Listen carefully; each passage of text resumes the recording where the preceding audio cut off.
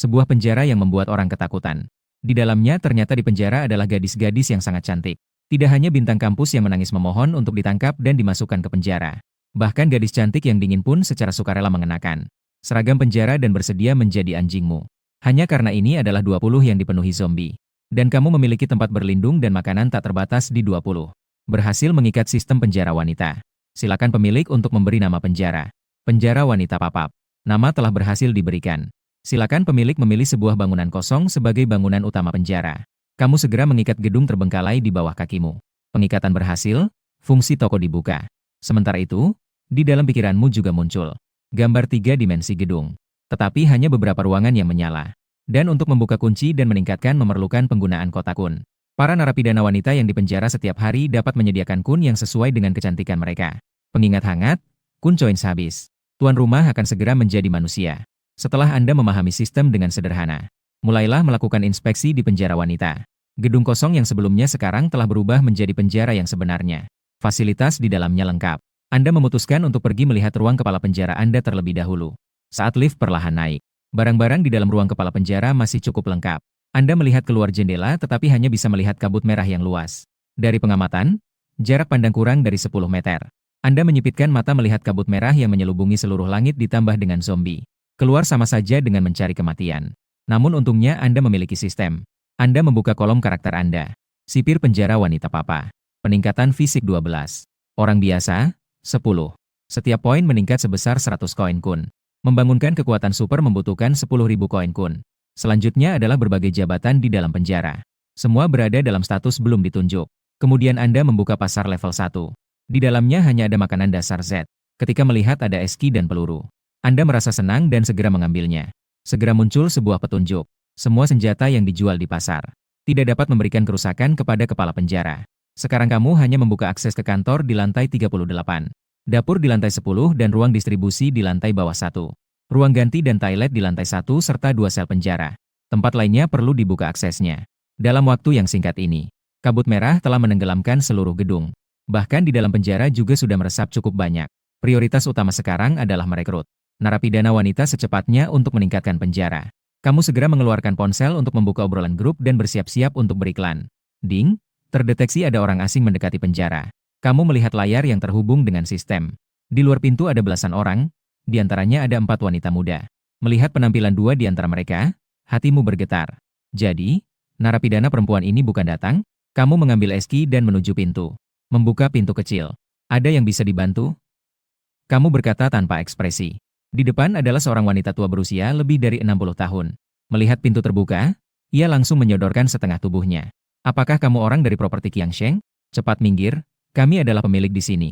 Ekspresinya meskipun garang, tetapi suaranya tidak berani terlalu keras. Ini adalah wilayah pribadi, pergi dari sini. Sambil berkata, dia mendorong orang itu keluar dari pintu. Nenek itu terjatuh dengan sendirinya. Ayo, dia memukul orang. Orang-orang dari Qiangsheng Group memukul orang, cepat hubungi 110. Para kakek di sebelah segera mencegah. Jangan teriak, memanggil itu hanya akan membuat kita mati. Nenek itu segera menutup mulutnya setelah mendengar, tetapi masih terbaring di tanah. Tidak, dia memukul orang dan harus membayar. Kamu berdiri tenang di dalam pintu. Sepertinya pendengaran zombie-zombie itu tidak terlalu baik. Berteriak seperti ini tidak menarik satupun, jadi agak lega. Kemudian dia melihat sekeliling orang-orang di depannya. Nama, Qin Xin, usia, 30. Mengisi daya 1 orang, baru menikah. Nilai wajah 88, memenuhi syarat. Nama, Zheng Jiayu, usia, 26. Mengisi daya 1 orang, ditinggalkan oleh mantan pacar. Skor penampilan 85 poin memenuhi syarat. Orang lain hanya mendapat skor 76 poin. Beberapa ibu-ibu itu jelas terlihat sangat tidak menarik. Saat orang-orang di luar saling tatap, seorang pria dengan kacamata bingkai emas melepaskan tangan Qin Xin. Melangkah maju 2 langkah. Kakak, untuk sementara kita abaikan apakah ini perumahan atau penjara. Sekarang di luar terlalu berbahaya, biarkan kami masuk lebih dulu untuk berlindung. Kamu bisa mengangguk, tetapi ini adalah penjara wanita. Pria tidak boleh masuk, hanya wanita. Hanya mereka berdua yang bisa masuk. Sambil menunjuk ke Qin Xin dan Zheng Jiayo. Pria berkacamata terkejut dan langsung mengubah wajahnya menjadi serius. Kakak kecil, sekarang adalah masa yang sangat penting. Jika kamu tidak mengizinkan masuk, jangan salahkan kami jika tidak sopan. Baiklah, kalau begitu kamu tidak perlu sopan. Kamu memandang lawan bicaramu dengan senyum yang penuh makna. Pria berkacamata itu menatapmu dengan tajam. Kemudian tiba-tiba mengulurkan tangan untuk menahan pintu kecil. Semua orang sudah masuk, tetapi pembicaraan belum selesai. Tiba-tiba ada senjata dingin yang ditekan di dahinya. Menatap lubang hitam senjata, pria berkacamata terdiam di tempat. Apakah ini benar-benar penjara? Jadi, senjatanya memang asli. Pria berkacamata ragu-ragu. Saat itu, Qin Shin mendekat. Dia menarik sudut bajunya. Tak disangka, tarikan ini justru memicu kemarahan pria berkacamata. Dia langsung melepaskan Qin Shin. Ini adalah rumah kita. Kenapa kamu tidak membiarkan masuk dan malah ingin memukul? Jika polisi datang, aku ingin tahu bagaimana kamu akan menghadapinya. Aku akan mengulangnya sekali lagi. Ini adalah penjara. Siapa yang berani melangkah masuk? Berdasarkan hukum pelarian penjara, dihukum mati. Sambil berbicara, dia mengangkat senjatanya. Mengarahkan pada kepala pria berkacamata. Mungkin karena tunangannya ada di sana. Pria berkacamata merasa kehilangan muka. Nak, aku tidak percaya kamu berani menembak. Apalagi percaya ini adalah 20. Boom, suara tembakan sangat keras. Peluru melintasi pipi pria berkacamata. Menghilang ke dalam kabut tebal. Kamu memandangnya dengan tatapan mengejek. Aku memberi kamu kesempatan untuk berlutut dan meminta maaf. Aku bisa tidak membunuhmu. Sambil berkata, dia juga menghembuskan asap di ujung laras senjata. Tembakan ini membuat semua orang di tempat itu terkejut. Dengar suaranya, itu adalah 20. Kamu hanya memiliki 3 detik. 2, hitung sampai sini. Ujung senjatamu sudah menempel di pelipis. Pria berkacamata itu benar-benar ketakutan. Butiran-butiran keringat sebesar biji kedelai jatuh dengan deras. Begitu kamu baru mengucapkan setengah kata. Dia langsung terduduk dan berlutut. Dia terus-menerus mengucapkan kata-kata permohonan ampun. Kamu memperhatikan bahwa di mata Qin Shin terdapat sedikit ekspresi kompleks. Ah, zombie datang. Jeritan Zheng Jiaro menarik perhatian semua orang. Detik berikutnya, seekor zombie muncul dari kabut merah. Nenek berwarna pink yang terbaring di tanah menoleh untuk melihat. Dia ketakutan, wajahnya pucat, dan mengeluarkan teriakan aneh sebelum berusaha bangkit. Akibatnya terjatuh karena spanduk yang dibawa sendiri. Zombie menerjang dan segera menggigit dagingnya. Ya Tuhan, tolong aku, Wang dan Li. Bibi itu panik sambil berteriak dan berjuang. Tapi beberapa kakek itu melihat zombie. Satu persatu ketakutan dan tidak bisa berdiri. Mana mungkin mereka memperhatikan dia. Bibi Pink itu menggunakan tenaga seperti saat dia masih menyusu. Dengan susah payah dia mendorong zombie dan berdiri. Dia tidak peduli dengan lengan yang tergigit. Dia segera berdiri dan berlari ke halaman. Biarkan aku masuk. Senjata di tanganmu berbunyi. Satu tembakan tepat mengenai dahi dan kepala meledak. Setelah tembakan itu, situasi semakin kacau. Lebih banyak zombie datang mendengar suara itu. Reaksi Qin Shin sangat cepat. Dia buru-buru menarik lelaki berkacamata yang bingung di tanah. Dia berkata, sayang, cepat kembali ke mobil. Ternyata tidak jauh dari mereka. Terparkir sebuah bus besar berwarna oranye. Kamu tidak ragu-ragu dan mengosongkan 24 ban. Dalam kekacauan, tidak ada yang menyadari pergerakan kecilmu. Suara tembakan menarik lebih banyak zombie. Ada 2 orang kakek dikelilingi. Seketika mereka tenggelam di antara kerumunan mayat. Semua orang panik tanpa arah. Beberapa digigit, beberapa dicakar. Beberapa berlari ke dalam kabut tebal. Sementara itu, kamu mengisi peluru sambil mengamati. Kamu menyadari bahwa kecepatan gerakan zombie sangat lambat. Jauh lebih lambat dibandingkan orang normal berjalan. Hanya ketika jaraknya sangat dekat, mereka akan tiba-tiba berlari dengan cepat. Dan jarak ini sekitar 1 meter. Karena alasan kabut merah, saat kamu menyadari keberadaan mereka, mereka sudah berada dalam jarak 10 meter darimu. Atau mungkin sudah mengelilingimu. Melihat banyak zombie, kamu langsung menutup pintu hingga hanya tersisa celah kecil. Kalian berdua mau masuk atau tidak? Jika kalian tidak mau masuk, kamu tidak keberatan. Biarkan 2 orang ini terjebak di luar. Lagi pula, di akhir zaman, nyawa manusia tidak ada nilainya. Saat Zheng Jiaro ragu-ragu, sebuah zombie muncul di belakangnya. Menatap bola mata merah zombie, Zheng Jiaro kehilangan kontrol sepenuhnya. Pada saat kritis, kamu menembak 3 kali dan menjatuhkan zombie. Saat itu, Zheng Jiaro seperti burung terbang yang ketakutan. Tanpa mempedulikan apapun, ia berlari ke arah penjara. Biarkan saya masuk, saya ingin masuk ke penjara. Kamu mengangkat sudut bibirmu dan mengulurkan tangan untuk menarik. Lalu menarik Zheng Jiaro masuk ke halaman besar. Kemudian berlatih menembak. Membantu orang-orang malang yang digigit. Setelah merasa cukup, ia menutup pintu dengan rapat. Baru saja menutup pintu, terdengar teriakan Qin Shin dari luar.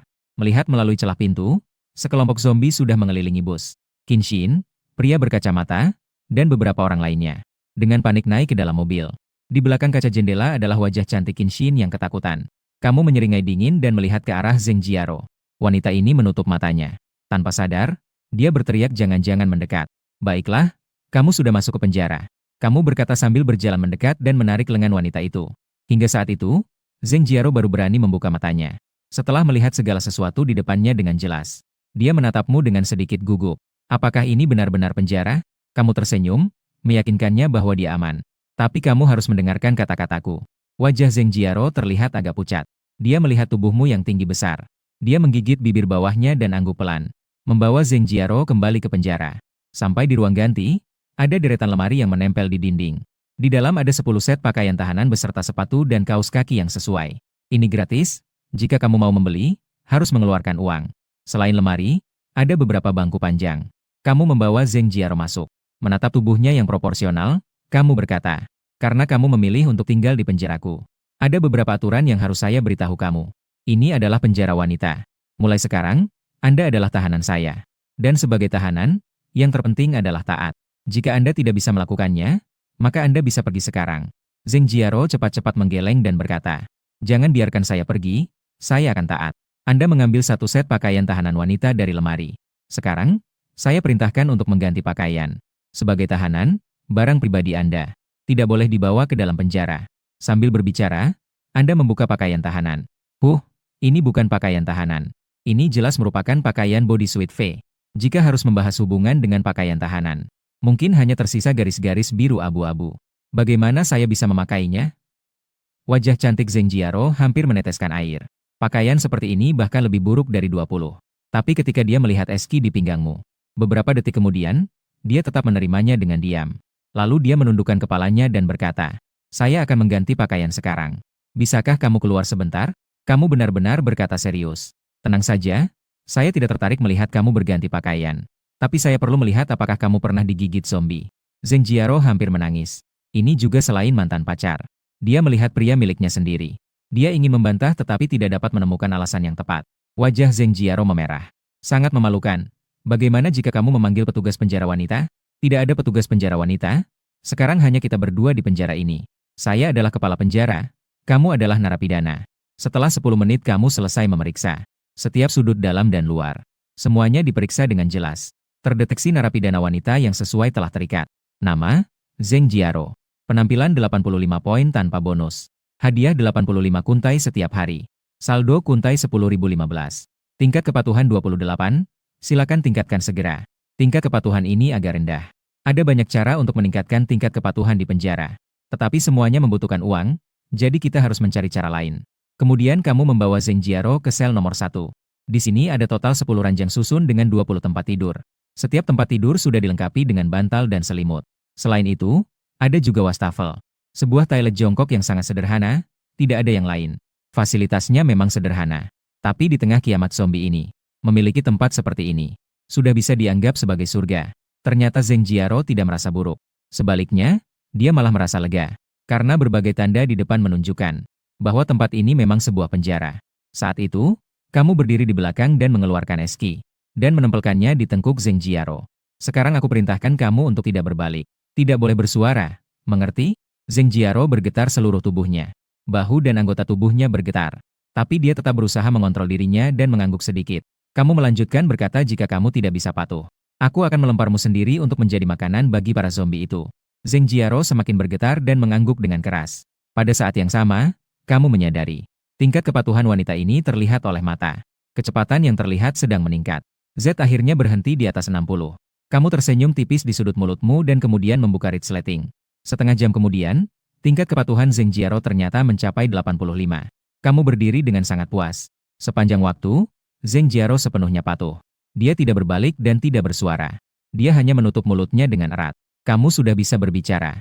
Mulai sekarang, tempat tidur ini adalah milikmu. Saat makan, aku akan memanggilmu. Hanya saat ini Zheng Jiaro baru terisak. Namun, kamu memperhatikan bahwa setelah mengatakan semua ini, tingkat kepatuhan wanita ini tiba-tiba, entah kenapa, meningkat 1 poin. Sebuah pemikiran perlahan muncul di benakmu. Meninggalkan Zheng Jiaro di dalam ruangan. Kamu menambahkan kamera tersembunyi di dalam ruang tahanan. Setelah itu, kamu keluar dari setiap pintu ruang tahanan. Semuanya dapat dikendalikan melalui sistem. Jika kamu tidak membuka pintu, tidak ada yang bisa keluar. Setelah itu, kamu datang ke sel kedua. Tempat ini memiliki struktur yang sama persis dengan sebelumnya. Upgrade membutuhkan 1000 kun. Dengan tekad, kamu klik untuk upgrade. Sel level 2 membuka bahan yang sesuai. Sementara itu, struktur dalam sel berubah. Meskipun tetap berupa ranjang susun. Tetapi ranjang besi biasa telah berubah menjadi ranjang kayu. Ukuran juga berubah dari 1 meter menjadi 1,2 meter. Bantal, selimut, dan spray. Semua terlihat sangat berbeda dari sebelumnya. Dari kain biasa menjadi bahan katun murni yang lebih nyaman. Yang penting, di sekitar setiap ranjang digantung tirai privasi. Kamar mandi ini tidak hanya memiliki toilet, tapi juga memiliki pancuran sederhana untuk mandi. Di dalam ruangan terdapat sebuah meja besar. Di tengah ada ketel listrik dan botol air panas. Artinya, tinggal di sini kamu bisa minum air panas. Selain itu, masih ada di dinding. Ada sebuah televisi 32 inci. Bisa ditonton saat bosan. Siang hari, kamu duduk di depan meja kantor, sambil makan mie instan dan bermain ponsel. Tidak bisa, tingkat kantin tidak bisa ditingkatkan. Makanannya juga tidak bisa mengikuti. Ponsel itu milik Zheng Jiayu. Di bubble hijau milikmu, hanya ada beberapa grup siswa. Untuk meningkatkan level penjara dengan cepat, itu masih jauh dari cukup. Jadi secara alami terpikir untuk menggunakan ponsel Zheng Jiayu. Kamu tersenyum dan terlebih dahulu memotret beberapa kotak air mineral. Kemudian langsung mengirimnya ke WeChat Moments Zheng Jiayu. Dan menambahkan teks, di bawah akhir dunia, bahaya mengintai. Penjara wanita PAP secara resmi membuka pintunya untuk semua wanita. Di sini ada pertahanan yang kuat dan suplai yang cukup. Jika ingin bergabung, silakan segera hubungi saya. Setelah itu, kamu membuka grup besar Akademi Teknik Profesionalmu. Kamu langsung mengubah namamu. Kepala Penjara Wanita PAP. Ayo sebut semua orang, penjara ini menerima perempuan, dengan makanan dan tempat tinggal disediakan. Tidak ada kebutuhan untuk berbicara secara pribadi tentang pasokan 20. Saya tidak memiliki foto tubuh penuh tanpa filter. Harap diperhatikan. Selama perempuan ada, dinosaurus jangan mengganggu. Orang transgender XXX mengirimkan pesan 3 kali beruntun. Para siswa di grup melihat pesan ini. Sepertinya ada yang mengoleskan minyak angin di suatu bagian dan meledak secara kolektif. Apakah ada orang gila yang masuk ke grup kita? Begitu mendengar, sudah jelas bukan orang yang serius. Benar-benar menjijikan, suara cacian datang dari segala arah. Yang mengutuk lebih banyak, yang menambah teman lebih banyak lagi. Kau menggulir satu persatu. Tiba-tiba muncul sebuah nama. Su Yingsue matanya bersinar. Ini adalah salah satu dari 3 dewi cantik di Universitas Tianhai. Gadis-gadis 20 di masa lalu. Su Yingsue adalah dewi semacam ini. Namun, bahkan tidak berani membayangkan langsung diterima. Dengan cepat, Su Yingsue mengirimkan pesan. Apakah ini kamu, teman Jiang Han? Ini adalah kepala penjara kami. Apakah Susi cantik ingin masuk penjara? Di sisi lawan diam sejenak kemudian melanjutkan bertanya. Benar-benar ada penjara yang kamu katakan. Kamu langsung mengirim beberapa foto yang sudah disimpan tanpa basa-basi. Di foto terdapat kabut merah yang samar. Cukup membuktikan bahwa ini diambil setelah ledakan dunia ini. Seluruh kamar kami ingin pergi. Bolehkah? Dan apakah ini resmi? Bagaimana cara kita pergi ke sana? Dia terus-menerus mengajukan lebih dari 10 pertanyaan. Kamu menjawab bahwa semua ini tidak perlu kamu khawatirkan. Cukup beritahu saya alamatmu. Siapa lagi yang ingin datang dan mengirimkan foto sebelumnya? Jika tidak, penjara ini tidak akan menerima. Setelah beberapa saat, Su Yingsue mengirimkan 4 foto. Dia Zhang adalah dia sendiri. Kamu menata foto itu dengan penuh rasa kagum. Sistem tiba-tiba memunculkan kotak dialog. Nama, Su Yingsue. Umur, 21. Pengisian daya, 0 orang, sangat imut. Skor penampilan, 93, memenuhi syarat. Hahaha, bagus. Sangat baik, bunga kampus Su. Lihat juga 3 orang lainnya. Zhang Xiaowen, Dong Jin, He Mengmeng. Skor mereka tidak rendah. Semuanya 90 poin. Kamu tampaknya tidak peduli dengan jumlah pengisian daya. Kemudian kamu membalas pesan dengan gambar secara seragam. Z setelah itu menentukan lebih dari 20 mahasiswi yang memenuhi syarat. Namun sebelum keluar, masih banyak persiapan yang perlu dilakukan. Pertama-tama adalah meningkatkan peralatan dan kekuatan. Jadi, aku membeli 1 pistol lagi, 2 peredam dan cukup amunisi. Total menghabiskan 170 koin kun. Kamu juga menghabiskan 1000 kuan untuk membeli sebuah mobil penjara level 1. Ini adalah bus berwarna hijau tua.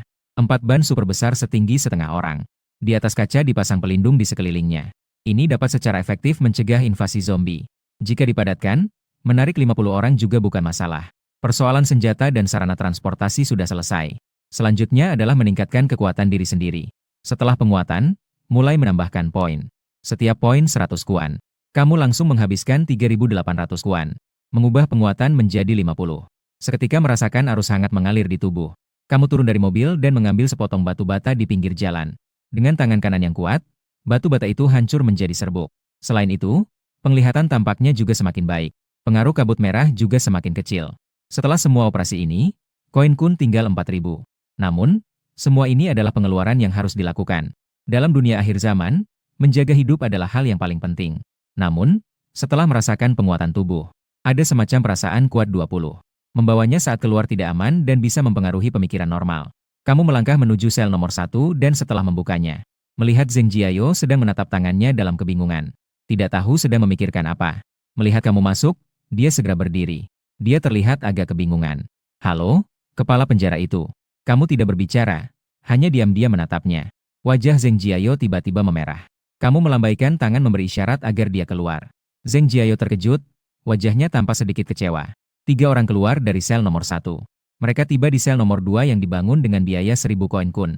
Kamu membuka pintu dan mengangguk ke dalam. Lihat bagaimana ruangan ini. Begitu pintu dibuka, Zheng Jiayo langsung terkejut dengan pemandangan di depannya. Dia sangat bersemangat melihat segalanya di dalam ruangan. Ini benar-benar luar biasa.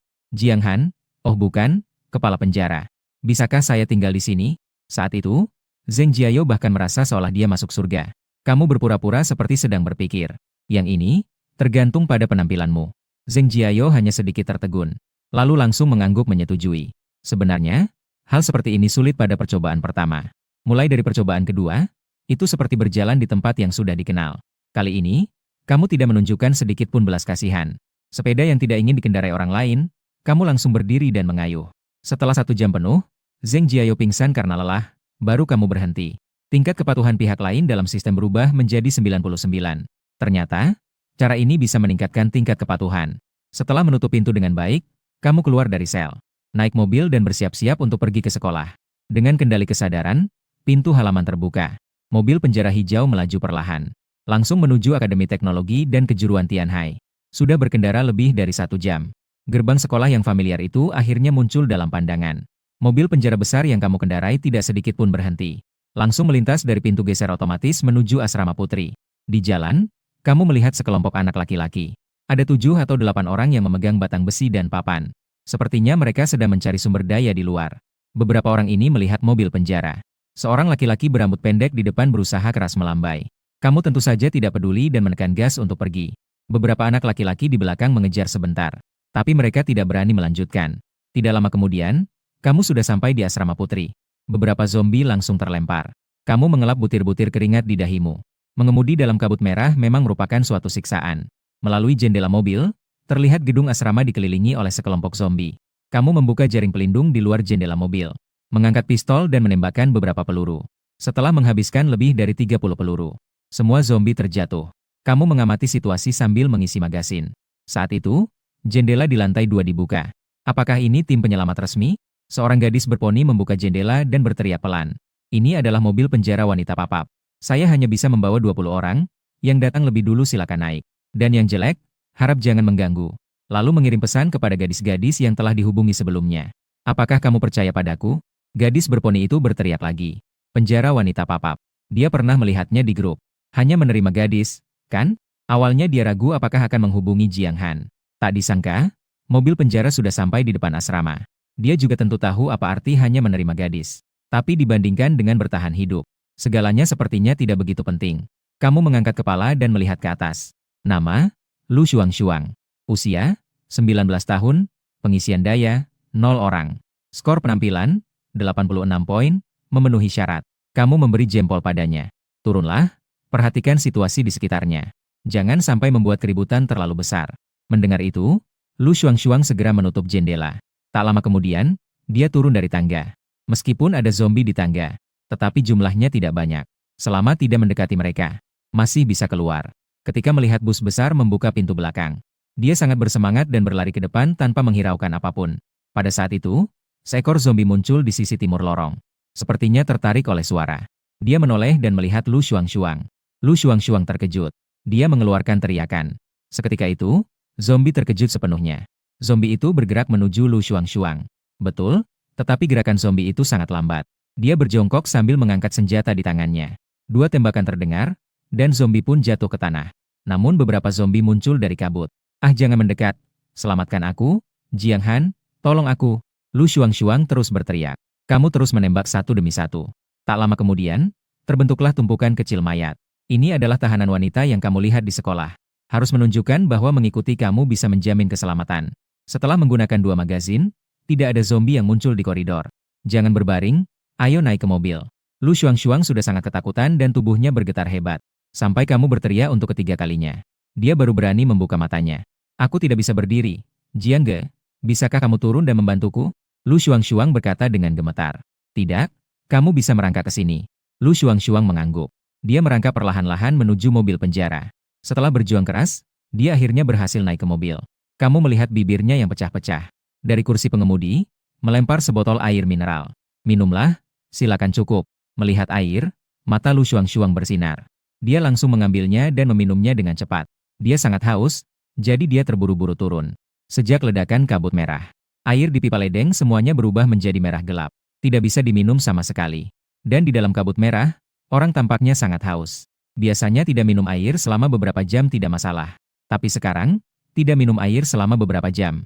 Rasanya seperti dipanggang di atas api. Sebotol air cepat habis. Lu Shuang menjilat bibirnya. Lalu dia melihatmu dengan ragu-ragu. Itu, Kak Jiang, apakah Anda masih punya air? Ada, kata kamu sambil mengeluarkan sebotol lagi. Tapi tidak memberikannya. Telepon temanmu yang sangat cantik. Biarkan mereka menemanimu masuk penjara. Botol air ini untukmu. Lu Shuang langsung setuju. Sebenarnya sebelum datang, dia sudah berbicara dengan teman sekamarnya. Asalkan penjara ini bisa menjamin Aki, dia akan mengirim pesan pada waktu dia. Lu Shuang mengirim beberapa pesan sekaligus. Untuk siapa yang akan dikirim? Ada fotonya? Jika tidak cantik, aku tidak mau. Lu Shuang wajahnya sedikit memerah mendengarnya. Tapi dia tetap membuka akun media sosialnya. Diberikan di depanmu. Saya mengirimnya ke teman sekamarku. Ini adalah foto-foto mereka. Jiang Han menerima ponsel dengan senyuman. Ini adalah foto bersama. Ada 4 orang di asrama. Selain Lu Shuang. 2 yang panjang juga cukup cantik. 186, satu lagi 85 poin. Namun yang terakhir adalah tank daging dengan wajah penuh 20. Setidaknya 160 pon sebagai awal. Nama Liu Yuanyuan. Usia 19, mengisi daya untuk 6 orang. 3 mantan pacar, 3 pacar saat ini. Nilai penampilannya 55 poin, tidak memenuhi syarat. Kamu diam-diam memberi hormat kepada 6 pejuang. Lalu mengembalikan ponsel kepada Lu Shuang. Orang ini sebaiknya jangan datang. Buang-buang waktu. Lu Shuang tentu tahu siapa yang kamu maksud. Dia sedikit ragu. Jika ingin membawanya, tidak masalah. Luangkan posisimu. Lu Xiaoshuang dengan lembut menggigit bibir bawahnya. Lalu dia berkata pada ponselnya. Yuanyuan, kamu tidak perlu turun. Tak lama kemudian, 3 wanita muncul di pintu. Mereka adalah 3 teman sekamar Lu Shuang. Yang bernama Liu Yuanyuan lebih lebar dari 2 orang lainnya. Tadi kamu sudah membersihkan sebagian besar dari kebisingan di lorong. Terutama di dekat pintu. Ketiga wanita itu turun dengan hati-hati. Kemudian mereka berlari bersama menuju mobil tahanan. Liu Yuanyuan yang tadinya berada di belakang ketiga orang itu. Namun saat itu dia melangkah cepat. Menyingkirkan 2 orang lainnya. Melompat ke depan Z.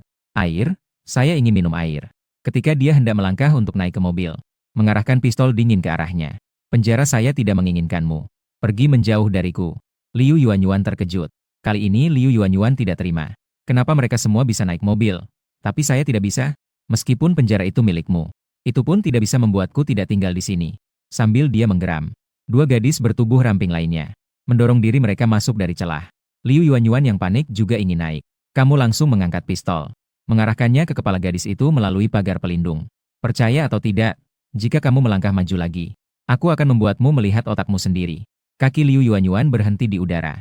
Bahkan jika dia benar-benar membunuhnya, tidak akan ada polisi yang datang untuk mengurusnya. Saat itu, banyak orang datang satu demi satu. Beberapa dari mereka yang sebelumnya berhubungan denganmu di gelembung hijau. Ada juga yang mendengar suara dan berlari turun untuk naik mobil. Antri, saya harus memberi jalan agar bisa naik. Kamu berteriak dengan pistol di tanganmu bersinar dingin. Dengan ancaman pistol, tidak ada gadis yang berani maju. Mereka hanya bisa menunggu dengan patuh untuk dipanggil. Kamu sudah menekan 18 kali berturut-turut. Mengusir semua yang cantik. Yang tidak naik mobil tidak bisa bekerja lagi. Kenapa tidak memanggilku? Kenapa tidak membolehkanku masuk penjara? Liu Yuanyuan berteriak jika kami tidak diizinkan naik mobil. Kami akan memanggil zombie, dan tidak ada yang bisa pergi nanti. Kamu tertawa dan ingin mencari masalah. Siapa yang bisa menghentikannya? Lalu menutup pintu mobil. Liu Yuanyuan tertegun di tempat. Kamu memberikan sebotol air mineral kepada Lu Shuang. Ini, sebagai hadiah untukmu. Segera ada gadis yang cepat tanggap mendekati Lu Shuang. Teman sekelas, bagaimana cara mendapatkan hadiah ini? Kirim pesan kepada temanmu yang sangat cantik, agar mereka datang. Gadis itu mengeluarkan suara bingung. Dan kemudian melihat kepada kakakmu. Apakah saat temanku datang, dia langsung diberi air? Kamu melihat melalui kaca spion. Ini adalah gadis dengan nilai 90. Bernama Shen Qingge. Dia adalah yang tercantik di antara gadis-gadis di mobil. Hanya saja jumlah yang mengisi daya sedikit terlalu banyak. Jangan berangkat dulu, tidak ada tempat duduk. Tunggu sampai kami mengantarmu ke penjara. Aku akan datang lagi. Shen Qingge dengan sedikit kecewa meletakkan ponselnya. Lalu mendekat ke samping pagar besi. Kakak, aku sangat haus. Kalau tidak, berikan aku sebotol air dulu. Tenang saja, aku kenal banyak gadis. Kamu menoleh melihat wajah kecil di depanmu. Mengulurkan tangan dan menyentuhnya sedikit. Shen Qingge tidak hanya tidak menghindar, justru mendekat ke depan. Kamu tertawa terbahak-bahak. Mengeluarkan sebotol air lagi.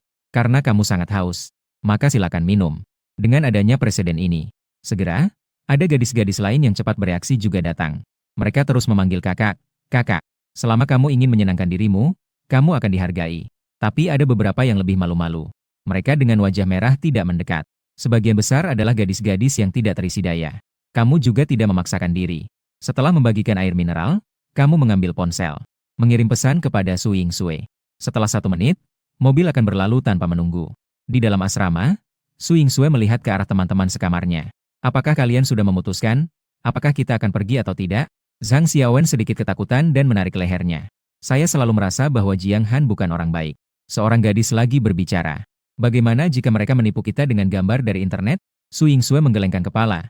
Saya rasa itu tidak mungkin. Meskipun saya juga tidak jelas. Tetapi itu pasti lebih baik daripada menunggu mati di sini, bukan? Jika kita keluar, mungkin kita masih bisa menemukan jalan hidup. Beberapa gadis mengambil keputusan dengan tegas. Dengan hati-hati, mereka membuka pintu asrama. Di sisi lain koridor terdapat seekor anjing hantu. Zombie itu sedang berkeliaran tanpa kesadaran. Himeng Meng memberikan isyarat dengan suara pelan. Dia membungkuk dan berjalan di depan Z. Kamu melihat ke arah jam.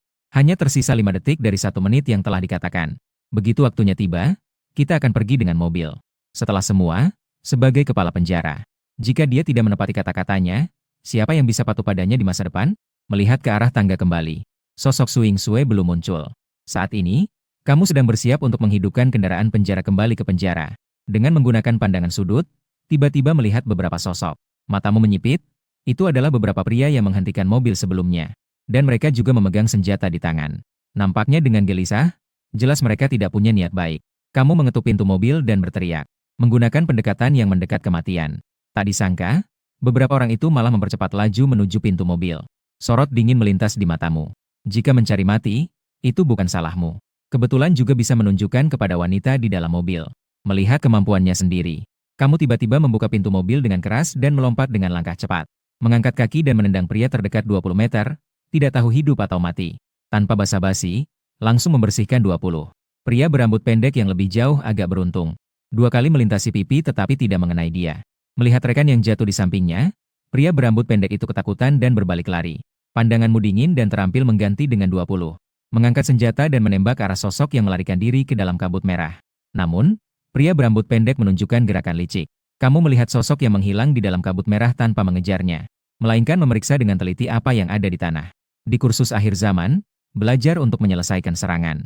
Ternyata, kamu menemukan seseorang yang berpura-pura mati. Anak kecil ini hanya tertembak di paha. Kamu berjalan mendekat dengan santai dan menginjak dengan lembut. Menginjak luka lawan. Anak kecil itu segera mengeluarkan suara kesakitan. Namun, tetesan keringat di dahinya dan tubuhnya yang terus bergetar. Sudah lama mengungkapkan posisinya. Kakak, jangan bunuh saya hanya ingin naik mobil. Melihat bahwa tidak bisa berpura-pura lagi, anak kecil itu segera memohon. Kamu hanya tersenyum sinis. Naik mobil itu bohong, merampas mobil itu yang sebenarnya, kan? Jangan bunuh saya. Semua ini adalah ide ketua asrama kami. Tentang orang yang baru saja melarikan diri itu. Kamu berpikir sejenak dan melanjutkan bertanya. Berapa banyak orang yang datang total? Jika kamu berjanji tidak membunuhku, aku akan memberitahumu. Kamu melihat luka di tubuh orang itu. Lalu sudut mulutnya sedikit terangkat. Baiklah, aku setuju. Silakan katakan. Si kecil menelan ludahnya. Ada 8, kami datang total 8 orang. Kamu memperhitungkan lagi, ditambah yang sudah lari dan yang terlempar. Jadi total hanya 7 orang. Artinya masih ada 1 orang di dekat sini. Saat itu, terdengar suara keras dari sisi lain mobil penjara. Kamu terkejut dan berlari ke sisi lain untuk melihat. Ban belakang kanan mobil penjara meledak. Tidak jauh, ada seseorang yang terbaring berlumuran darah. Sepertinya dia adalah orang ke-8. Seketika, api kemarahan yang tak terdefinisi muncul di kepalamu. Kamu mengangkat senjata dan menembaki orang yang terbaring di tanah. Para gadis terdiam ketakutan, bahkan tidak berani menghela napas. Tidak lama kemudian, suara keras dari ban yang meledak menarik banyak zombie. Kamu segera mengangkat senjata dan menembak. Dan si kecil yang berpura-pura mati di tanah mengalami nasib buruk. Si kecil awalnya minta tolong padamu, kemudian memarahi. Kemudian berubah menjadi rintihan, tapi kamu sama sekali tidak terpengaruh. Sekarang kamu hanya perlu melakukan dua hal. Yang pertama adalah memusnahkan zombie yang datang, yang kedua adalah mengganti ban serep. Kamu sambil menembak berjalan di depan gadis-gadis yang belum masuk mobil. Siapa di antara Anda yang tahu cara mengganti ban? Setiap orang yang datang membantu diberi satu botol air mineral. Para gadis saling memandang dan tak ada yang berani maju. Saat itu, 4 gadis keluar dari gedung asrama. Yang di depan adalah Su Yingsue. Di belakangnya ada 3 temannya. Kamu menatap Su Yingsue sejenak. Dalam hati kamu menghela napas. Oke, kalian tenang saja untuk memperbaiki. Selama itu adalah narapidana wanita di penjara. Aku sebagai kepala penjara pasti akan melindungi mereka. Mendengar kata narapidana wanita, wajah Su Yingsue tiba-tiba memerah. Dia merasa sedikit malu. Namun, dia segera pulih seperti biasanya. Dia menoleh dan memanggil 3 teman sekamarnya untuk datang ke belakang mobil penjara. Yang paling mendesak adalah mengganti ban serep dengan baik. Dia sebenarnya tidak memiliki banyak pengalaman. Dia hanya pernah melihat kakak iparnya mengganti ban sekali. Saya memberitahu kalian bahwa mengganti ban perlu diperhatikan. Dia berbicara dengan nada suara kakak iparnya.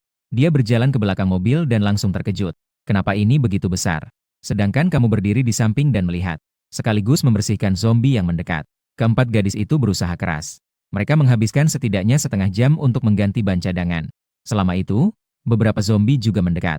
Namun, mereka belum sempat mendekat sebelum kamu membunuhnya. Apakah kamu bisa mengemudi?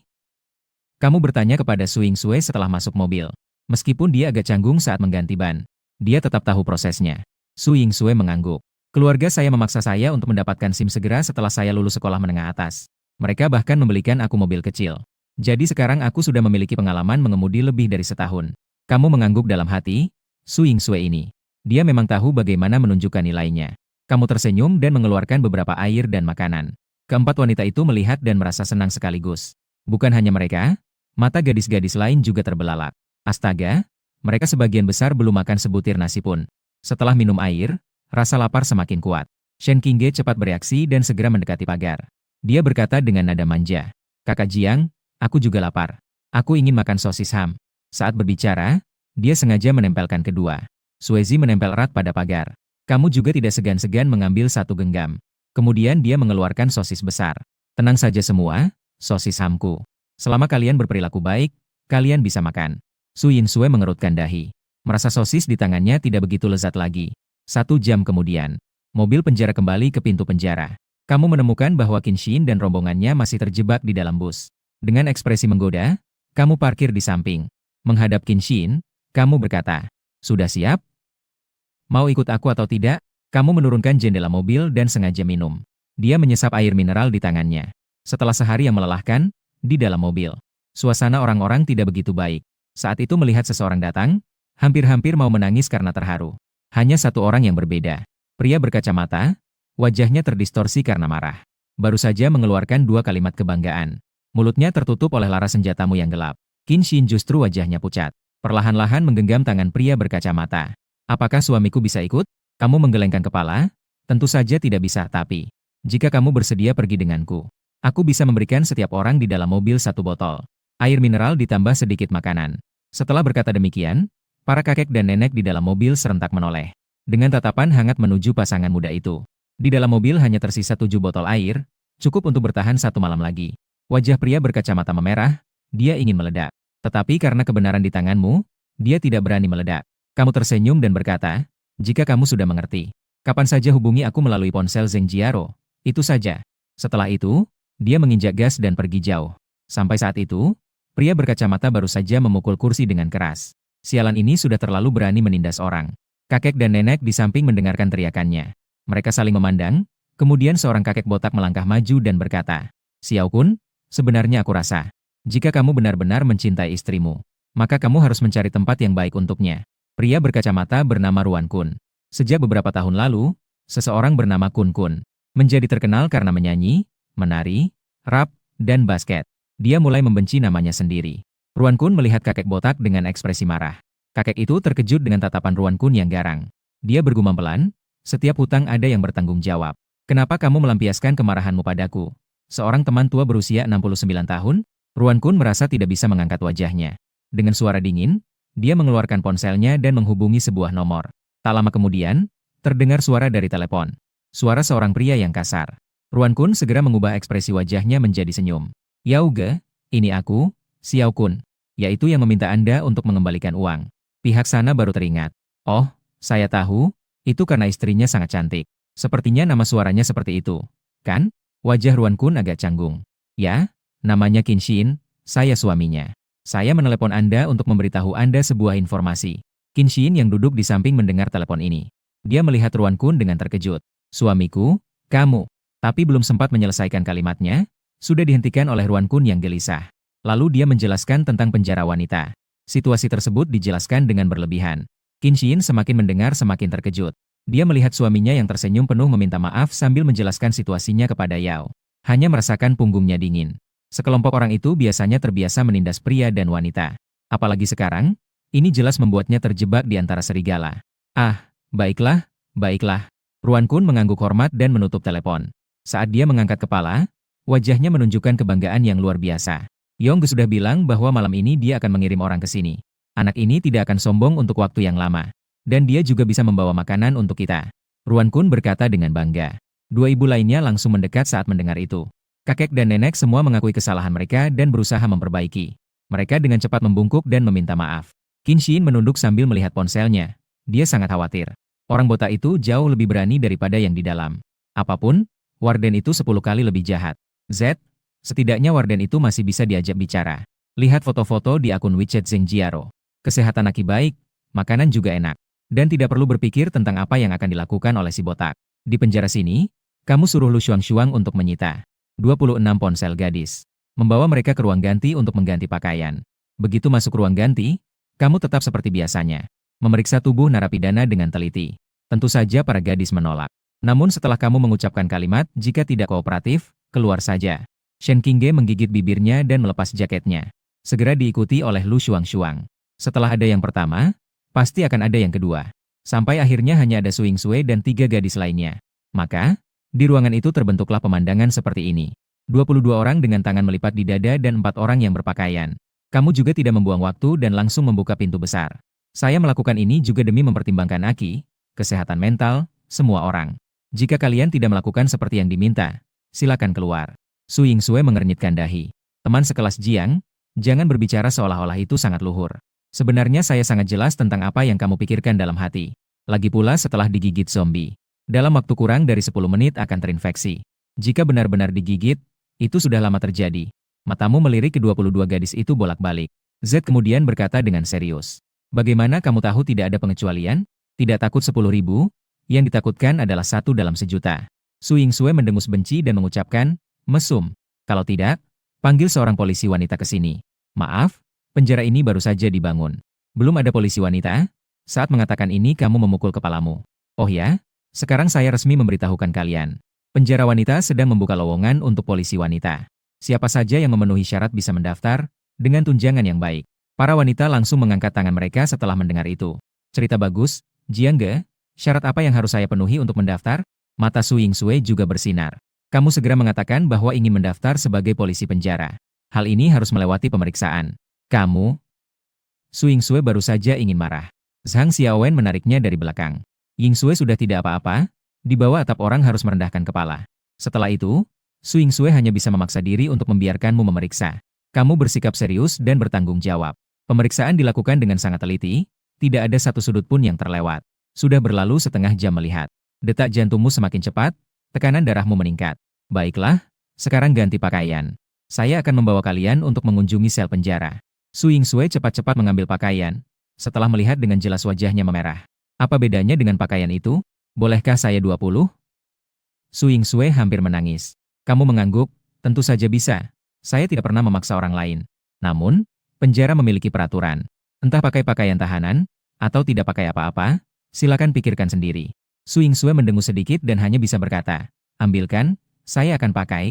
Terdeteksi napi wanita yang memenuhi syarat. Nama yang terikat adalah Su Yingsui. Nilai wajah 93 poin tanpa bonus.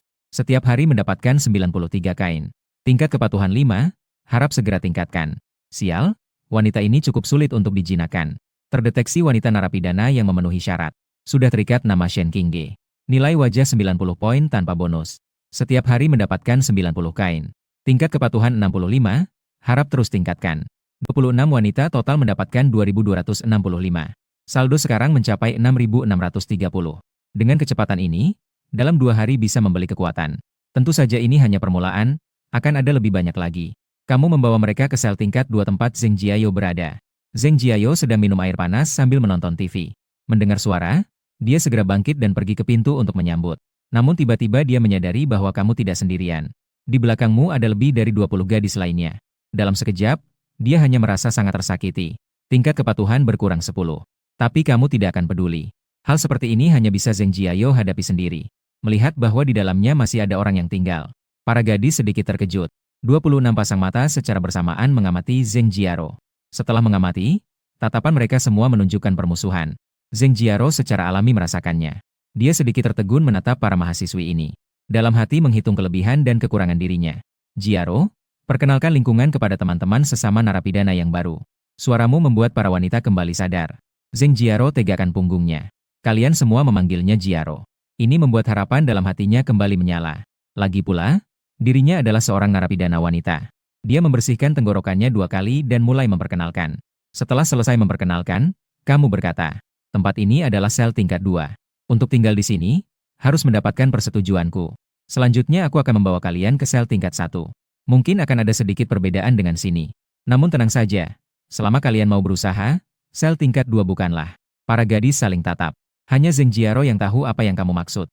Dia merasa sedikit bersemangat, ternyata kamu memang memikirkannya. Tingkat kepatuhan Zheng Jiaro meningkat 10 menjadi 99 poin. Begitu ada perubahan di sini. Di sebelah sana, kamu sudah menerima petunjuk. Kamu menggaruk dagu, meskipun tidak begitu mengerti. Tapi mungkin hari ini bisa mencoba untuk meningkatkan tingkat kesukaan gadis ini menjadi 100. Kamu menepuk bahu orang itu. Jiaro, kamu juga ikut datang ke sini ya. Kamu membawa para gadis ke sel tingkat 1. Setelah melihat lingkungan, Shen King terkejut dan membuka mulutnya. Lingkungan sel tingkat 1 dibandingkan dengan tingkat 2. Benar-benar berbeda jauh. Ini adalah penjara yang sebenarnya. Para gadis langsung terpukul oleh berita ini. Kamu tersenyum nakal. Bagi yang ingin tinggal di sel tingkat 2 harus pergi dulu. Harus melalui pemeriksaan di kantorku dulu. Jika disetujui, kalian bisa pergi ke tingkat 2 bahkan 3. Sel tingkat 4. Semuanya memperlihatkan ekspresi bingung. Tapi sebenarnya sudah mengerti di dalam hati. Shen King Ge, silakan berdiri. Kak Jiang, saya ingin melakukan audit. Tidak masalah, tunggu sampai waktu makan. Langsung saja cari sekretaris saya. Jiang Han berkata sambil menunjuk ke Zheng Jiaro. Di panel sistem terdapat banyak posisi.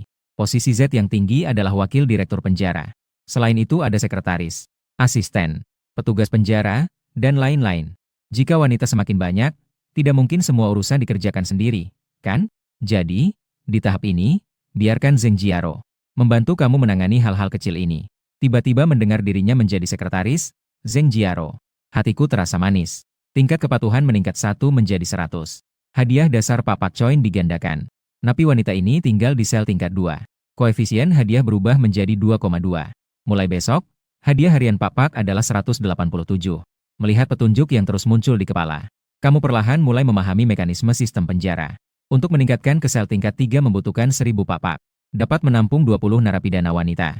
Hitung saja sesuai dengan skor terendah Z yang disebutkan oleh sistem. Ke-20 narapidana ini semuanya memiliki skor 85. Hari itu saja sudah 340, dalam 3 hari sudah bisa balik modal. Setelah itu semua adalah keuntungan. Sekaligus datang 26 orang. Kamu menghabiskan 1000 untuk membuka sebuah sel baru. Pada saat yang sama mulai merencanakan dalam hati. Kamu membuka sistem dan menemukan kolom karakter. Terdeteksi bahwa tingkat kepatuhan Zheng Jiaro telah melebihi 90. Apakah memenuhi syarat untuk mengikat sebagai sekretaris? Mo Chengman telah terikat. Mo Chengman memperoleh sekretaris panjang Zheng Jiaro. Jiang telah mengatur narapidana wanita ini di 2 kamar. Mo telah mengirimkan pena dan buku catatan kepada Zheng Jiaro. Juga ada 1 interkom khusus. Waktunya sudah tiba pukul 7 malam. Makanan disajikan sesuai perintahmu. Para gadis senang, memang mereka semua lapar. Kantin berada di lantai 10. Hanya Zheng Jiaro yang bisa naik lift. Sementara mereka hanya bisa naik tangga. Karena hak akses tidak cukup. Tidak hanya lift yang tidak bisa digunakan. Bahkan makan malam pun berbeda. Zheng Jiayo duduk di sebelah meja bulat. Ia makan mie instan dengan ham dan roti daging sapi. Sementara orang lain duduk di bangku panjang. Mereka makan roti kukus dan air minum kemasan. Kamu perlu segera mengisi sel tahanan tingkat 2. Dan tidak bisa memberikan keuntungan begitu saja kepada wanita-wanita ini. Aroma mie instan tercium sangat kuat. Saat ini terasa sangat menggoda. Shen Qingge menghirup dengan tajam beberapa kali. Lalu melemparkan mantou ke atas bangku. Dengan santai berjalan ke depan Zheng Jiayo. Apakah pendaftaran Zheng Jie dilakukan di sini? Zheng Jiayo mengangguk tetapi merasa tidak nyaman di dalam hati. Namun ia tidak menunjukkan perasaannya. Apakah kamu ingin mendaftar? Saya sudah mendaftarkan Anda. Sambil mengatakan itu, ia mengeluarkan buku kecil khusus dari dadanya. Seseorang memulai, dan gadis-gadis lain juga secara alami mengikuti. Ada dua orang yang berani berlari ke sisi meja Zheng Jiayo. Kak, tuliskan juga untukku, ya. Zheng Jiayo menulis sambil meneteskan air mata. Itu jelas adalah pria miliknya. Mengapa dia masih harus membantunya melakukan hal seperti ini? Dia bahkan ingin langsung menjatuhkan pensilnya, tetapi tidak berani. Karena dia tahu bahwa semua yang dimilikinya sekarang adalah dari kamu. Jika dia menyinggungmu, konsekuensinya sulit untuk dibayangkan. Bab 14, mantan pacar menelepon. Setelah makan malam, para gadis turun satu persatu. Namun 6 gadis yang telah memesan yang dipimpin oleh Shen Qingge tidak bergerak. Mereka semua mendengarkan Shen Qingge dan menunggu kabar di kantin. Melihat mereka yang tidak menyerah dan terus berusaha, Zheng Jiayo menghela napas ringan dan kemudian berkata, menunggu di sini juga tidak ada gunanya. Aku juga harus melapor, bagaimana kalau kalian kembali ke asrama dulu? Tunggu kabar dariku. Mengatakan ini, tentu saja, ada pemikiran sendiri. Shen Qingge sedikit kecewa setelah mendengar itu, tetapi kendalinya ada di tangannya. Dia hanya bisa menyapa sebentar dan kemudian turun untuk menunggu berita. Setelah orang-orang itu pergi, Zheng Jiaro tidak membuang waktu. Dia pergi ke kamarnya untuk mandi air panas. Lalu dia segera naik ke atas. Sebagai sekretaris, dia memiliki izin lift yang dapat langsung menuju pintu kantor kepala penjara. Saat itu, Jiang Han sedang duduk di kursi kantornya. Dia tersenyum lebar sambil melihat video pengawasan sistem. Ketika melihat Zheng Jiaro mandi, dia menyalakan sebatang rokok. Dia sudah menebak apa yang diinginkan wanita ini. Jadi, saya harus memanggil Anda kepala penjara atau menggunakan nama Anda? Begitu masuk, Zheng Jiaro langsung bertanya dengan wajah memerah. Jiang Han mengamati lawannya. Seragam tahanan berbentuk V secara sempurna menggambarkan tubuhnya. Bagian yang besar sangat besar, dan bagian yang kecil sangat kecil. Dia tersenyum dan berkata, itu tergantung bagaimana kamu mendefinisikannya. Jika kamu adalah sekretaris, maka panggil saya kepala penjara. Jika dalam hal lain, panggil aku Jiang Han. Wajah cantik Zheng Jiaro semakin merah. Jiang Han, sekarang aku ingin memanggilmu Jiang Han. Sambil berbicara, seluruh tubuhnya mendekat. Dibandingkan dengan 2 kali sebelumnya, kali ini Zheng Jiaro jauh lebih proaktif. Jiang Han tahu bahwa hati wanita ini telah mengalami perubahan. Ini mengingatkannya pada kutipan terkenal dari Zhang Ailing. Namun di dalamnya ada juga pikiran kecil Zheng Jiaro. Peras dirimu hingga kering. Dalam bawah sadarnya, dia tidak ingin dirinya bersama wanita lain. Tapi dia tidak bisa mengatakannya, jadi dia mengubah kemarahan menjadi kekuatan. Sudut bibir Jiang Han terangkat, dengan peningkatan 50 poin. Bukankah itu tidak bisa kamu katakan semudah itu untuk memerasnya? Dia meletakkan satu tangan di kepala lawan. Menikmati dengan mengalir. Saat suasana semakin panas, telepon di meja tiba-tiba berdering. Jiang Han mengernyitkan kening, awalnya tidak ingin peduli, tetapi setelah melihat layar, dia tetap memilih untuk menjawab. Ini adalah panggilan video dari Yao Shanshan. Pacarnya? Bukan. Ini adalah mantan pacarnya. Menekan untuk menerima, wajah Yao Shanshan muncul di layar. Jiang Han, lihat apa yang telah kamu kirim. Apakah kamu mengalami delusi karena putus cinta? Membuat saya ikut malu. Ini membuat Jiang Han teringat pada Yao Shanshan yang sering bersikap mendominasi. Wanita ini, meskipun cantik, tapi dia selalu mengoceh di telingaku. Pacar sahabatku membeli tas. Pacar sahabatku mengajak makan seafood buffet dan sejenisnya. Seolah-olah aku sangat menyakitinya. Dia berkata dengan dingin. Kenapa? Yao Shanshan mendengus. Cepat kembalikan apa yang kamu kirim. Xia Yao sudah menelepon saya. Saya bahkan berpikir bahwa kamu benar-benar memiliki penjara. Jiang Han terkekeh. Xia Yao yang diucapkan Yao Shanshan adalah sahabatnya yang sering dia bicarakan, Lin Sui Yao. Orangnya cantik, badannya bagus, pacarnya sangat kaya. Dan Yao Shanshan selalu suka membandingkan dia dengan pacar Lin Sui Yao. Dia mengatur posisinya sedikit, memberi isyarat dengan tatapan pada Zheng Jiayo untuk melanjutkan, lalu berkata, apakah saya harus menarik pesan itu? Itu ada hubungannya denganmu? Yao Shanshan mendengar Jiang Han berbicara dengan nada seperti ini untuk pertama kalinya. Dia dengan marah berkata, Jiang Han, apakah kamu berbicara seperti ini padaku? Saya akan menghitung sampai 3, segera minta maaf. Kita sudah putus, masih menggunakan cara ini untuk menakut-nakutiku. Sekarang Jiang Han merasa marah setiap kali mendengar Yao Shanshan menghitung. Begitulah saat kita berpacaran, tidak peduli siapa yang benar atau salah. Yao Shanshan selalu meminta dia untuk meminta maaf. Sedikit ragu saja sudah mulai menghitung dan mengatasnamakan. Lihat sikapmu. Setelah itu, Jiang Han mengubah arah kamera dan mengangkatnya menghadap Zheng Jiayo. Kita harus membuat mantan pacar melihat betapa baiknya kita sekarang, bukan? Ya. Zheng Jiayo terkejut dan berseru. Meskipun sikapnya sudah berubah. Tapi tidak secepat itu. Setidaknya belum sampai pada tingkat di mana bisa merekam atau bahkan siaran langsung. Jiang Han duduk dan diam-diam berkata di telinga Zheng Jiayo. Kau juga tidak ingin aku mengganti sekretaris, kan? Detik berikutnya, lawan bicaranya menjadi lebih patuh. Namun, dia berusaha menutupi wajahnya yang cantik dengan tangannya. Segera, telepon di seberang meledak. Jiang Han, apa yang kau lakukan? Kita baru saja putus, bagaimana bisa kau mencari wanita lain? Jiang Han tertawa. Hehe, kau sendiri yang bilang kita sudah putus. Kenapa aku tidak bisa mencari wanita lain? Kau sialan. Yao Shanshan ingin mengutuk lagi, tapi tiba-tiba menyadari. Di samping kaki Jiang Han, di bawah sofa, ada belasan kotak air mineral. Air. Meskipun dia tidak terlalu haus sekarang. Namun setelah air dalam galon di kamar habis, Shanshan tidak bisa tidak merasa khawatir. Dan air di tempat Jiang Han terlihat jelas lebih banyak dari miliknya. Lalu melihat sekitar lingkungan. Meja kerja yang besar, sofa kulit yang lembut, dan juga pakaian yang dikenakan wanita itu. Apakah Jiang Han benar-benar memiliki semacam penjara? Sebelumnya, apapun yang dikatakan, Yao Shanshan tidak percaya pada tingkat kemampuan Jiang Han. Dia sangat tahu. Tanpa ayah dan ibu, tanpa latar belakang sosial apapun, dia hanyalah orang biasa yang rendah. Seandainya tidak tampan dan sehat, dia jelas tidak akan memilihnya. Tapi baru sehari tidak bertemu. Bagaimana orang itu bisa memiliki kantor yang sebesar ini? Dan bagaimana keadaan wanita itu sekarang? Dengan kiamat yang terjadi. Seandainya tidak ada cukup air dan makanan, orang itu bisa melayaninya seperti ini? Setelah serangkaian pikiran muncul, Yao Shanshan bahkan menahan kata-kata kotor yang hampir keluar dari bibirnya. Pembicaraan beralih. Jiang Han, sebenarnya saya hanya ingin menguji kamu sedikit. Tidak sangka kamu benar-benar setuju untuk putus. Hehe. Kamu memang lucu. Lagi pula, ini adalah ujian untukku.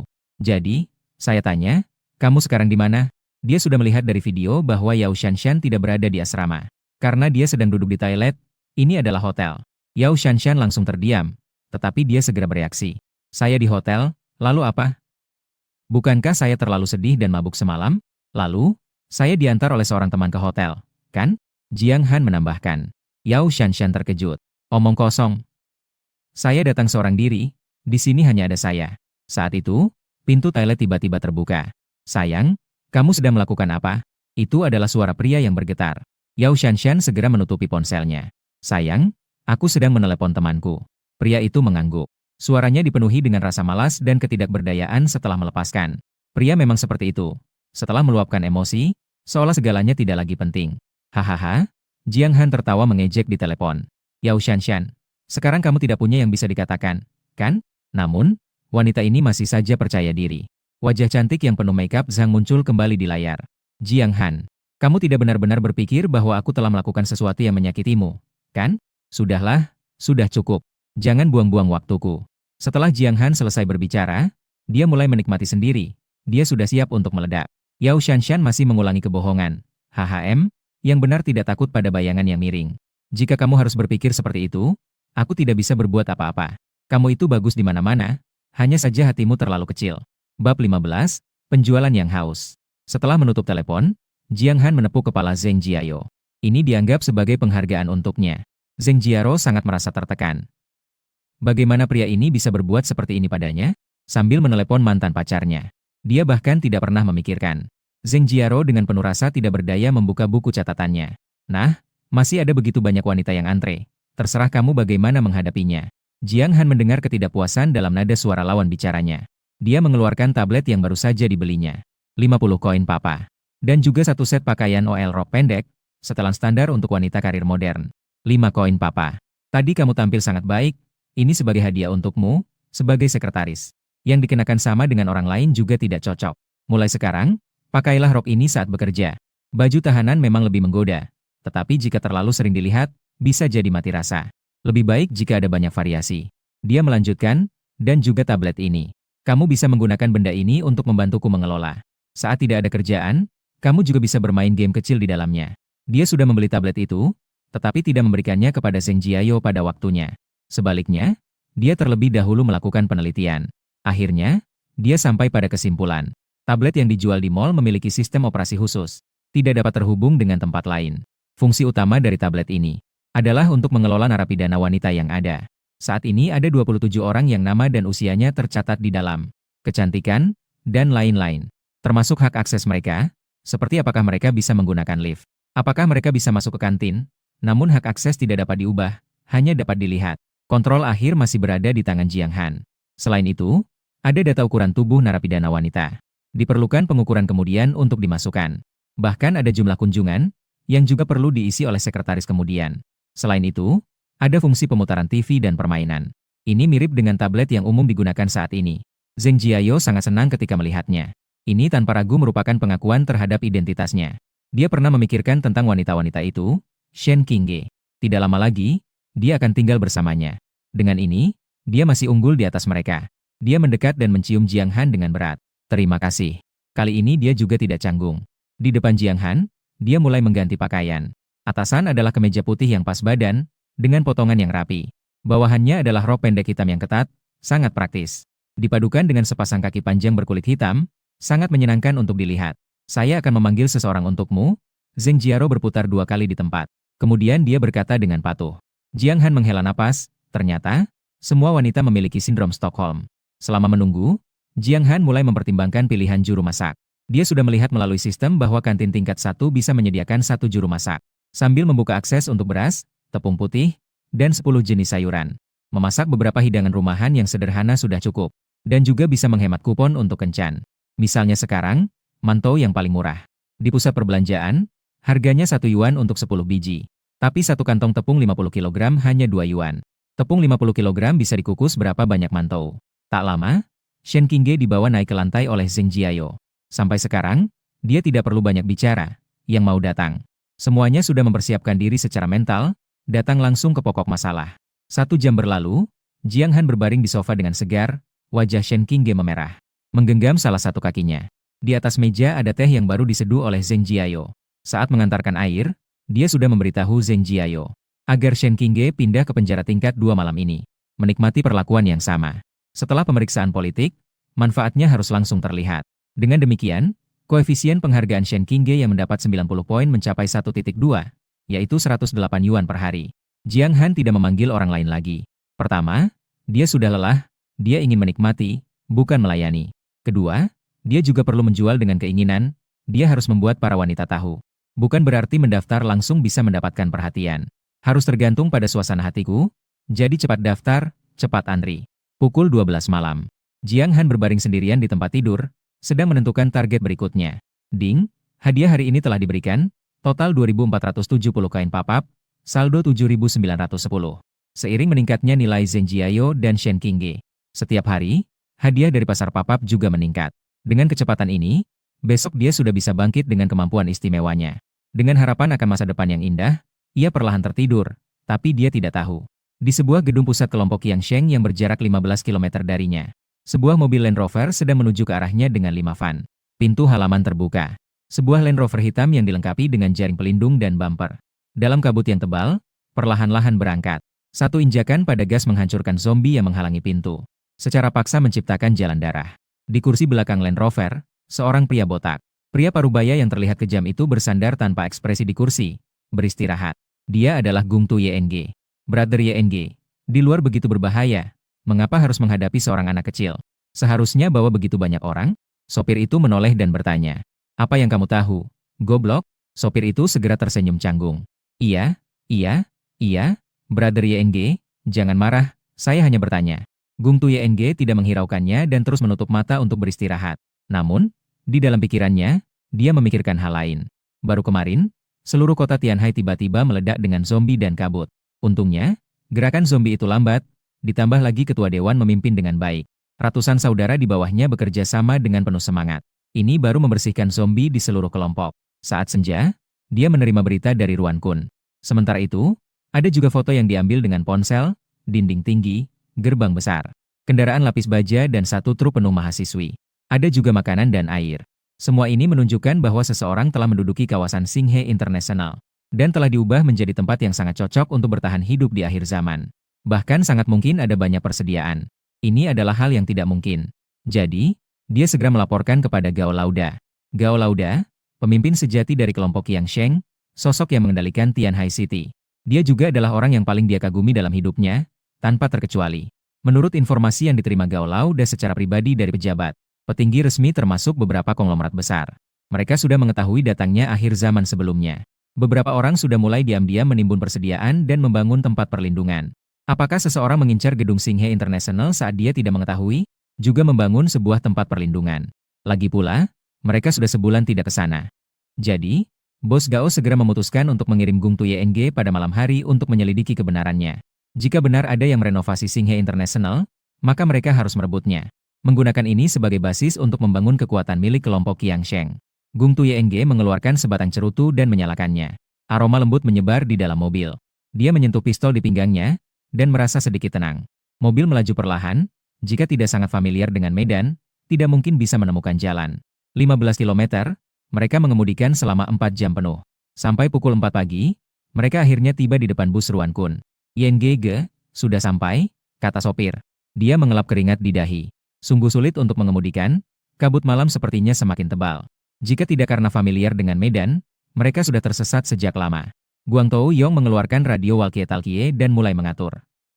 Tak lama kemudian, pintu mobil terbuka. Setiap mobil terisi dengan 7 orang.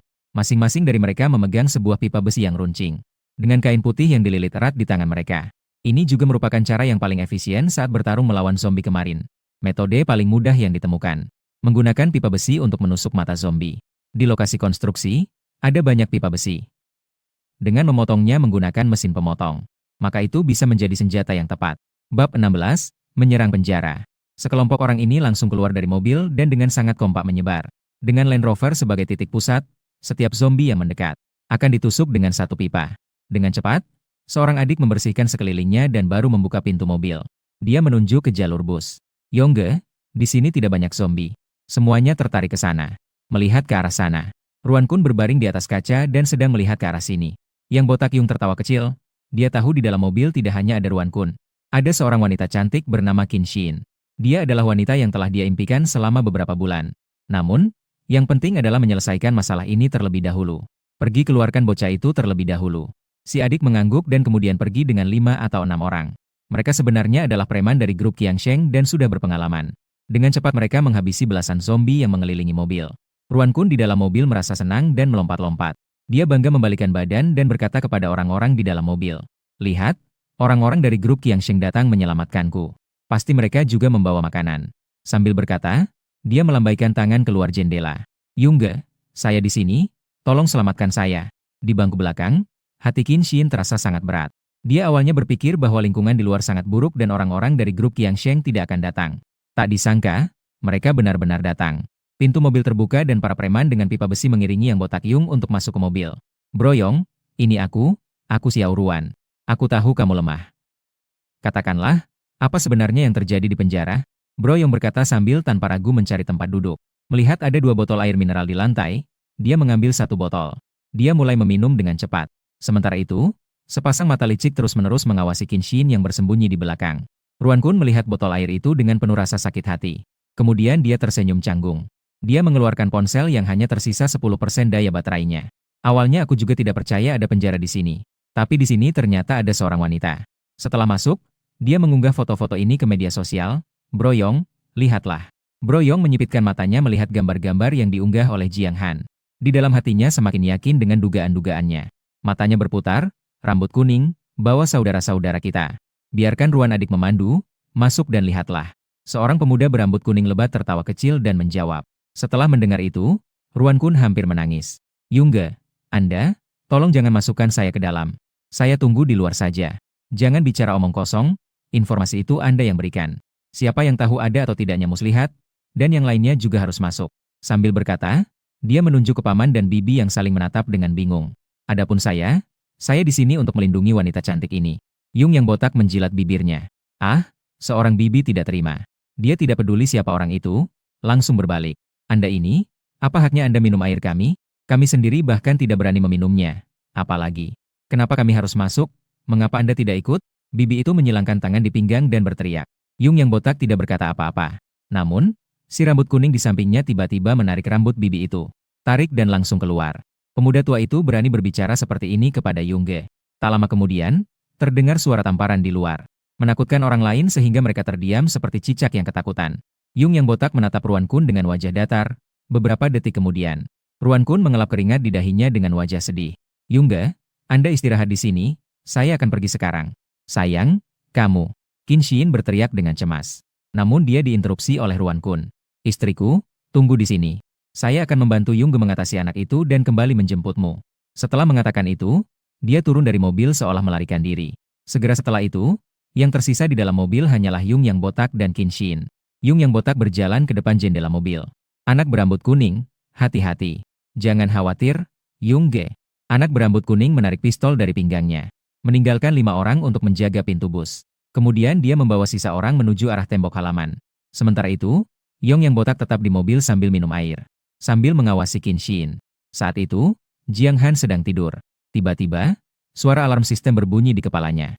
Mendeteksi ada orang asing mendekati penjara. Dia langsung terbangun dan segera mengeluarkan pistol.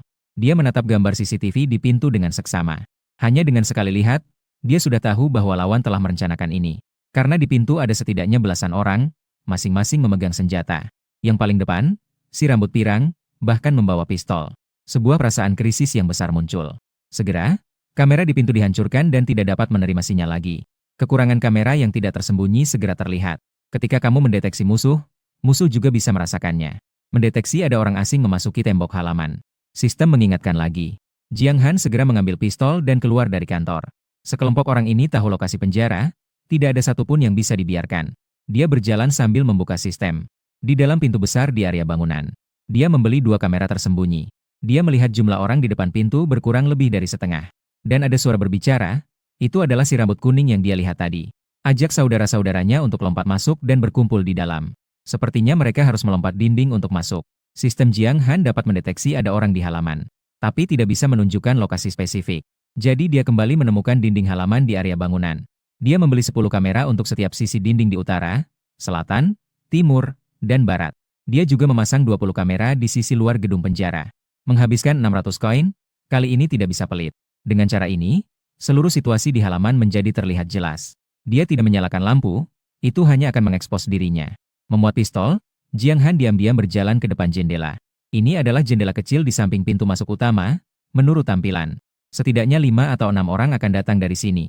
Tak lama kemudian, mereka datang. Dia dengan hati-hati membuka jendela, menunggu musuh mendekat. Mengarahkan moncong senapan yang gelap ke kepala salah satu dari mereka dan menekan pelatuk.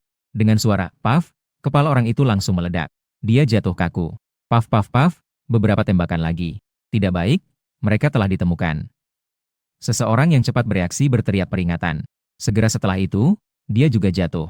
2 tembakan lagi, magazin kosong, tim ini benar-benar musnah. Setelah menembak, Jiang Han segera menutup jendela dan menarik kepalanya kembali. Tubuhnya menempel di dinding saat bergerak ruang ganti, karena orang-orang juga datang ke sini. Sambil berjalan, dia mengganti magazin. Yang kosong pun tidak disimpan, langsung dibuang. Dengan ringan, dia maju dan akan kembali untuk mengambilnya. Dia menggunakan cara lama, membuka jendela dulu berdasarkan petunjuk gambar. Dan kemudian menunggu dengan tenang musuh memasuki jangkauannya. Dalam waktu kurang dari 20 menit. Dia menggunakan cara ini untuk membunuh lebih dari 10 orang. Jiang Han tidak memilih untuk keluar karena ada risiko di luar. Sekarang semua jendela tertutup, lawan ingin masuk. Harus memecahkan kaca, supaya dia bisa mendengar suara. Di luar, Huang Mao masih tidak tahu bahwa banyak anak buahnya telah mati. Dia memimpin pasukan utama ke pintu depan. Hancurkan untukku. Huang Mao berteriak keras tetapi langkahnya mundur sedikit. Ini adalah wilayah grup Qiangsheng. Ternyata telah ditempati dan bahkan direnovasi. Yang terpenting adalah, mereka tidak tahu siapapun. Aneh. Dia tidak bisa maju. Seorang pria gemuk yang memegang palu berlari ke depan dan mulai memukul. Suara retakan. Jendela kaca terdekat dengan pintu pecah seketika. Segera diikuti oleh serangkaian peluru yang meluncur keluar. Jiang Han tentu saja sudah lama menyadari keberadaan mereka. Menggenggam senjata dengan kedua tangan, tanpa peduli posisi orang-orang di luar. Langsung ada satu tembakan bertubi-tubi. Si gemuk ditembak hingga menjadi saringan. Beberapa orang di belakang juga tertembak dan terjatuh sambil berteriak kesakitan. Reaksi si rambut kuning cukup cepat, dia segera mundur. Lalu dia mengangkat senjata dan menembak tanpa pikir panjang. Namun Jiang Han bersembunyi jauh di belakang dinding. Peluru yang ditembakkan sembarangan itu bahkan tidak menyentuh tepinya. Terdeteksi kerusakan pada struktur penjara 00001. Perbaikan memerlukan biaya 10 kain papap. Apakah ingin memperbaiki? Pada saat yang sama, Jiang Han menerima pemberitahuan. Sialan, datang lagi dalam beberapa hari jika berani. Aku akan meningkatkan semuanya menjadi kaca anti peluru. Bab 17, Pembantaian. Jiang Han bersembunyi di belakang dinding dengan pistol di tangannya. Dia tidak segera memperbaiki kaca itu. Karena saat ini seluruh gedung hanya memiliki satu tempat yang rusak. Dia menduga bahwa lawan pasti akan mengerahkan kekuatan tembakan di sini. Bunyi tembakan lagi, beberapa tembakan dari si rambut kuning. Aku melindungi kalian untuk masuk ke dalam. Sialan dia. Tidak tahu siapa yang berteriak. Lalu sekelompok orang bergerak dengan membungkuk, menuju ke dalam gedung. Bayangan mereka muncul di kamera pengawas. Jiang Han mengeluarkan laras senjata dari balik dinding. Dia memperkirakan posisi musuh secara kasar dan mulai menembak. Setelah 10 tembakan, dia menemukan cara untuk membidik melalui layar kamera pengawas. Dia mengenai orang pertama, lalu orang kedua, ketiga. Dengan terampil mengganti magazin, tembakan demi tembakan. Di sampingnya terdapat peluru yang berserakan di tanah. Di luar, suara makian dan jeritan terdengar keras. Jiang Han, ada apa di luar? Suara Zheng Jiaro yang cemas terdengar dari radio. Dia terbangun karena suara tembakan. Diam di sana, jangan bergerak. Jiang Han berkata dengan suara rendah, lalu mematikan radio. Si kuning di luar melihat orang-orang mundur, marah, dan menembakkan beberapa kali lagi. Jumlah orang di dalam tidak banyak, mari kita semua masuk dan bunuh mereka. Suaranya meskipun sangat keras. Tetapi Jiang Han menemukan di monitor bahwa kerumunan perlahan-lahan mundur. Anak buah Huang Mao ini, meskipun biasanya berani dan pemarah. Tetapi itu hanya untuk menggertak orang-orang biasa. Tapi sekarang bagaimana? Dengan sedikit kelalaian, nyawa bisa melayang. Siapa lagi yang berani datang? Tapi kalian tidak bisa tidak datang. Apa? Haruskah aku pergi keluar dan mencarinya satu persatu? Jiang Han mendapatkan ide cemerlang, menunggu saat Huang Mao menembak lagi. Dia tiba-tiba berteriak. Ah! Lalu dia berdiri di tempat dan menginjak-injak kaki dengan kuat, menampilkan ilusi melarikan diri. Ternyata, orang-orang di luar yang mendengar suara itu berhenti mundur. Huang Mao menembak 2 kali lagi, mendengarkan suara di dalam. Beberapa saat kemudian, dia membuat keputusan. Aku sudah mengenai bocah itu, sobat-sobat, serah masuk. Dong, dong, dong, suara sepatu kulit. Kali ini Jiang Han tidak langsung menembak, tetapi menunggu orang-orang sampai dekat pintu. Saat semua orang berusaha menerobos masuk. Pada saat ini, kerumunan orang paling padat dan juga paling mudah untuk dijangkau. Dada, Jiang Han sekali lagi melepaskan tembakan, kali ini musuh menderita banyak korban. Astaga, ada penyergapan, cepat mundur, cepat mundur. Namun tubuh-tubuh itu menghalangi jalan, langkah mulai melambat. Orang-orang ini terkena tembakan. Dalam sekejap, banyak yang tewas dan terluka. Kali ini, orang-orang yang melarikan diri tidak lagi ragu. Mereka berlari langsung menuju keluar halaman, meskipun tidak tahu jalan sama sekali. Mereka tetap tidak berhenti. Sekarang dalam pikiran mereka hanya ada satu ide, berlari, semakin jauh semakin baik. Jiang Han menyipitkan matanya, dia sudah menyadari. Di sini selain Huang Mao yang memiliki senjata, yang lain hanya membawa senjata tajam. Itu tidak menimbulkan ancaman sama sekali bagi dia saat ini. Jadi dia tidak ragu lagi, mengacungkan senjatanya dan berlari keluar. Kemudian dia segera memilih untuk memperbaiki kaca. Dengan cara ini, jika ada yang masuk dengan memecahkan jendela lagi, dia juga bisa segera tahu. Peningkatan fisik Jiang Han sudah mencapai 50 poin. Kecepatan. Kekuatan jauh melebihi orang biasa, jika lawan tidak memiliki senjata api. Jadi 20 orang itu bukan tandingan. Dengan satu dorongan, dia sudah mengejar orang yang paling lambat. Tangan terangkat, senjata ditembakkan, langsung mengenai kepala. Setengah menit kemudian, dia melihat Huang Mao, anak ini sedang melarikan diri dengan panik. Jiang Han sekarang semakin akurat dengan tembakannya, satu tembakan tepat sasaran. Tidak ada jeritan sama sekali. Dia membungkuk mengambil pistol Huang Mao yang sudah tidak ada pelurunya. Kemudian Jiang Han melihat pemantauan sambil mulai membantai. Dia menemukan seseorang sudah berlari ke tepi dinding. Dinding setinggi 2 meter.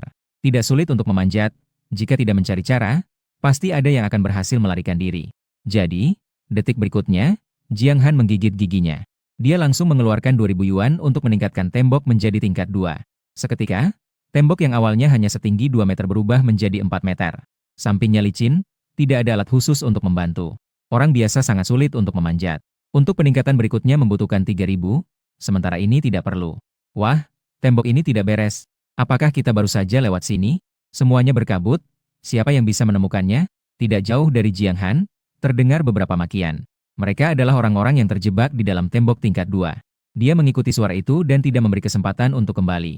Setelah menembak dan membunuh orang-orang itu, dia mulai berjalan di sepanjang dasar tembok. Orang yang tidak bisa melompat keluar, pasti akan mencari cara di dekat tembok. Ini adalah kesempatan terbaik untuk membunuh mereka. Dengan cara ini, dia membunuh sekitar 20 orang lagi, termasuk kakek dan nenek.